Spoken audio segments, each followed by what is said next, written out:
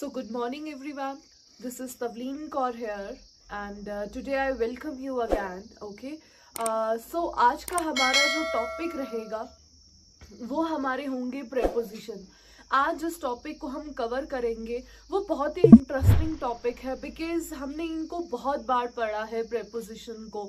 As you all know, in, at, under, below, over, beneath, beside, बहुत सारे words जो है ये हमने ऑलरेडी पढ़कर रखे हैं. अब देखिए कहीं ना कहीं कंफ्यूजन हो जाती है कई बार कि ये वर्ड यहाँ पर यूज क्यों नहीं हो रहा, यहाँ पर यूज क्यों हो रहा है. पहले तो हम देखें प्रेपोजिशन. प्रेपोजिशन का मीनिंग क्या है. देखो, प्रेपोजिशन मतलब प्रीपोजिशन. हमने इसको डिवाइड किया है. प्रीपोजिशन वो वर्ड्स जिनको यूज किया जाता है नाउन या प्रोनाउन से पहले. क्यों यूज किया जाता है? सो डैट हमें जो रिलेशन है नाउन और प्रोनाउन के बीच में वो पता लग सके और एग्जैक्टली हमें ये पता चल जाए वहां से कि हम किसकी बात कर रहे हैं. क्या हम उस नाउन या प्रोनाउन की पोजीशन की बात कर रहे हैं, क्या हम उसके टाइम की बात कर रहे हैं. सो ये प्रेपोजिशंस वो वर्ड्स होते हैं जो ये डिनोट करते हैं कि आप नाउन या प्रोनाउन के बारे में इनको यूज तो कर रहे हो, उनसे पहले इनको यूज तो कर रहे हो, बट ये हमें उनकी पोजीशन के बारे में बताते हैं, टाइम के बारे में बताते हैं और डायरेक्शन के बारे में बताते हैं. ओके, सो ये है हमारे prepositions. There are basically 4 types of prepositions. उसमें से जो फर्स्ट टाइप है preposition of time, preposition of position or place, preposition of direction and few other prepositions. Okay, अब देखिए preposition of time. कौन से words हैं जो time को denote करते हैं? Like in, on, at, since, for, between, during, till, until, etc. All these words denote preposition of time. And position और place को कौन से words denote करते हैं? Between, among, amongst, in, at, on. It's not mandatory कि ये जो words हमने यूज किए हैं इन और एन, ये ओनली आपके प्रेपोजिशन ऑफ टाइम को ही क्वालिफाई या रिप्रेजेंट करेंगे. These words can also be use for preposition of position. Same words को हम पोजिशन के लिए भी यूज कर सकते हैं, इन और एट और on. Okay, now coming to the third type, preposition of direction. Direction के लिए हमारे पास कौन से वर्ड्स होते हैं? Along, across, up, down, to, towards, etc.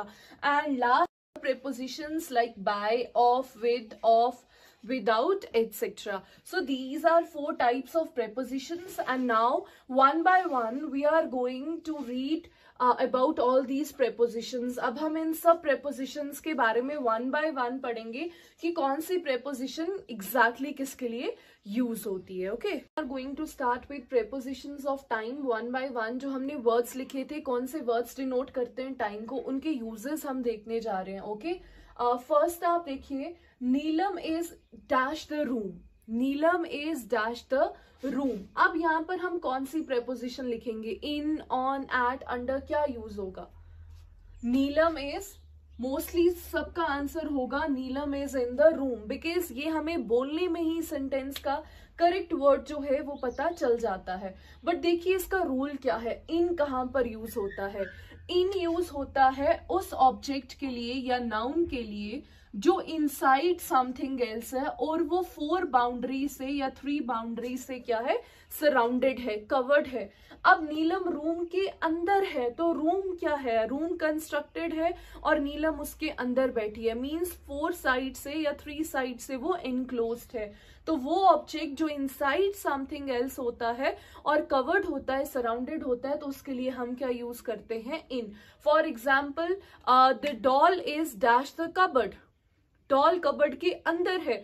अब कबर्ड से वो क्या है? कवर. तो क्या लिखेंगे? The doll is in the cupboard. Okay, next, I live dash India.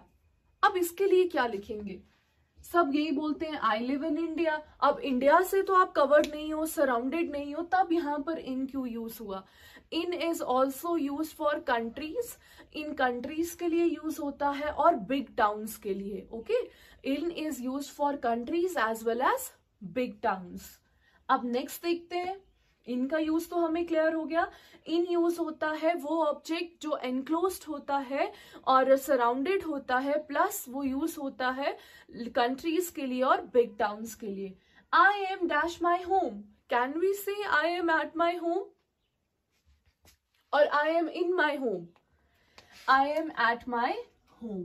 At क्यों यूज हुआ? At यूज होता है एग्जैक्ट प्लेस के लिए या टाइम के लिए. Okay, I will meet you dash 4 PM. मैं तुम्हें मिलूंगा 4 बजे. मतलब आपने एग्जैक्ट टाइम की बात की. अगर आप एग्जैक्ट टाइम या एग्जैक्ट प्लेस की बात कर रहे हो तो हम वहां पर क्या यूज करते हैं? एट को यूज करते हैं. अब देखिए, I have given you 2 choices. I live dash Jammu dash JNK. अब JNK में से मैं कहां पर रहता या रहती हूं? जम्मू में. ओके, नाउ सी एट कहाँ यूज होगा और इन कहाँ यूज होगा. As I have already discussed with you कि इन हम किसके लिए यूज करते हैं? बिग टाउन्स के लिए. अब देखिए, जम्मू बड़ा है कि JNK बड़ा है? ऑब्वियस है JNK. तो JNK के लिए क्या यूज करेंगे? इन. और जम्मू में क्या आ जाएगा? At. I live at Jammu in JNK. हाँ, अगर सेंटेंस आपका यहीं पर ही ब्रेक हो जाता, आई लिव डैश जम्मू, तो हम क्या यूज करते? I live in Jammu. Okay, ये था हमारा एट और इन में difference. Now coming to the next one. The book is dash the table. Book table के अंदर भी हो सकती है, टेबल के बाहर भी हो सकती है, बट यहां पर हम क्या लेते हैं? बुक कहां पर है? टेबल के ऊपर.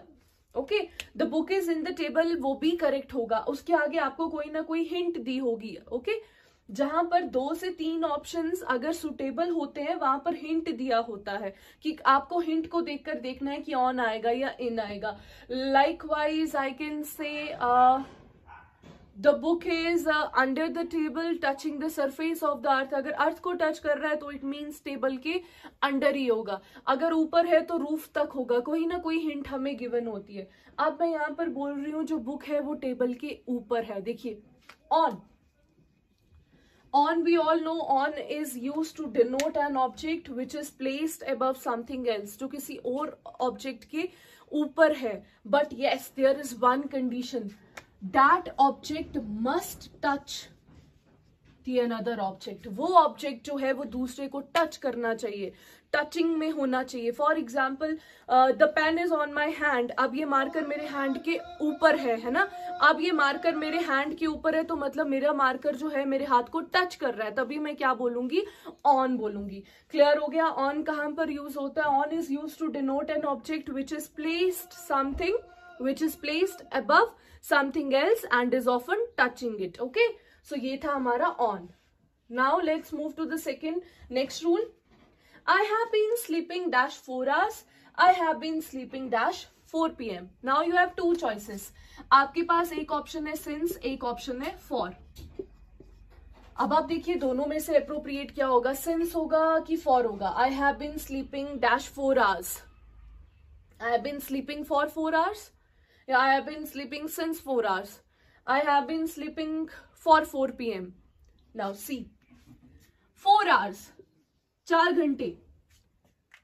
4 आवर्स में 2 to 8 भी हो सकता है, 3 to 7 भी हो सकता है, but we don't know exactly कौन से आर की बात की गई है. बट यहां पर हमारे पास क्या है? एग्जैक्ट और point of time. 4 PM exactly पता है 4 PM की बात की गई है. यहां पर 4 घंटे का हमारे पास टाइम पीरियड है. यहां पर किसकी बात की गई है? Period of time. यहां पर किसकी बात की गई है? Point of time. जब भी हम पीरियड ऑफ टाइम की बात करते हैं तो उससे पहले वी ऑलवेज यूज फॉर. जब भी पॉइंट ऑफ टाइम की बात होती है उससे पहले हम क्या यूज करते हैं? सिंस. आई होप आपको ये भी क्लियर हो गया होगा.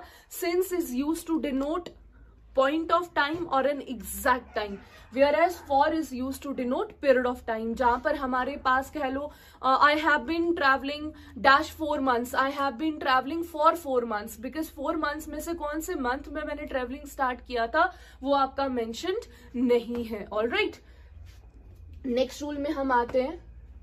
My car is parked in dash a bus and a truck. मेरी कार जो है वो पार्क है किन 2 चीजों के बीच में? बस और ट्रक के बीच में. आई होप ये तो सबको क्लियर होगा. जब 2 की बात होती है, 2 ऑब्जेक्ट्स की बात होती है तो वहां पर हम क्या यूज करते हैं? Between. My car is parked in between a bus and a truck. Simple. I was in Delhi dash winters, I was in Delhi. कब, कौन से दौरान में, विंटर्स के दौरान में। तो क्या लिखते हैं दौरान के लिए, आई was in Delhi during winters. मैं कहां पर था, दिल्ली में था उस टाइम पीरियड के दौरान, तो वहां पर क्या आता है, during. Okay, next one, the school remains open dash 8:30 AM to 2:30 PM। अब यहां पर देखिए एक पॉइंट पर एक्शन स्टार्ट हुआ और दूसरे पॉइंट तक वो एक्शन कंटिन्यू रहा। वो वर्ड जो यहां पर यूज होगा वो डिनोट करता है जब किसी एक पॉइंट पे हमारा एक्शन स्टार्ट होता है और उसके बाद कंटिन्यू रहता है, तो वो वर्ड कौन सा होता है, from. The school remains open from 8:30 AM to 2:30 PM। Alright, next, I will wait dash 4 PM। अब आप यहां पर बोलोगे ये एग्जैक्ट है, I will wait since 4 PM। He played chess dash midnight, I will wait till 4 PM। मैं कब तक वेट करूंगा, एग्जैक्टली 4 बजे तक। वो रात तक क्या खेलता रहा था, वो चेस खेल रहा था जब तक क्या नहीं हो गई थी, midnight, until. Okay, till is used to denote again point of time, और ये क्या डिनोट करता है, period of time. Alright, so ये थे हमारे prepositions of time. Now next अब हम जो पढ़ेंगे वो होंगे प्रेपोजिशंस ऑफ प्लेस और पोजीशन। मैं इनको एक बार दोबारा से आपको रिकॉल करवा देती हूँ। इन वहां पर यूज होता है वो ऑब्जेक्ट जो इनसाइड समथिंग एल्स होता है और कवर्ड होता है। Also use for countries and big towns. At is use to denote an exact time और प्लेस। ऑन यूज होता है जो किसी ऑब्जेक्ट के ऊपर होता है बट वो उसको टच कर रहा होता है। For denotes period of time, since denotes point of time. Between दो ऑब्जेक्ट्स के बीच की जब बात होती है ये टाइम पीरियड को डिनोट करता है जब उस दौरान कोई इंसिडेंट या इवेंट हुआ होता है। फ्रॉम डिनोट करता है जब एक पॉइंट पे एक्शन स्टार्ट हुआ होता है और उसके बाद कंटिन्यू रहता है। Till denotes point of time and until denotes period of time. Alright, so ये थे हमारे प्रेपोजिशंस ऑफ टाइम।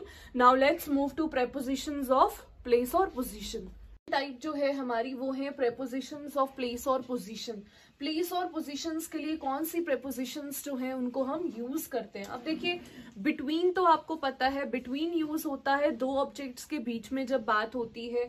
अब एमंग और एमंगस्ट में क्या डिफरेंस है, ऑलराइट, सी कौन कौन से, एमंग और एमंगस्ट, इन दोनों को हम कहां पर यूज करते हैं।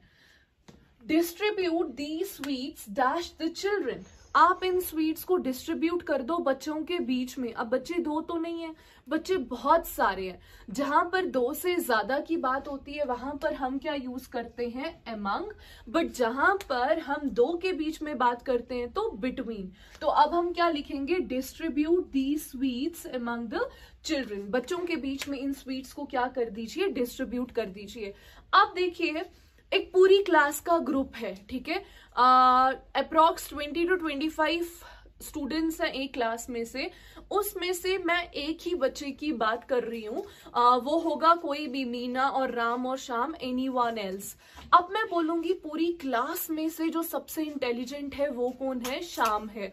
तो हम क्या बोलेंगे, वहां पर क्या हम एमंग यूज करते हैं कि एमंग्स। जब आप पूरे ग्रुप में से एक की बात करते हो तब हम वहां पर क्या यूज करते हैं, एमंगस्ट। ओके, क्या है, जब आप पूरे ग्रुप की बात करते हो इंडिविजुअली, आपने यहां से किसी पर्टिकुलर स्टूडेंट की बात नहीं की तो एमंग।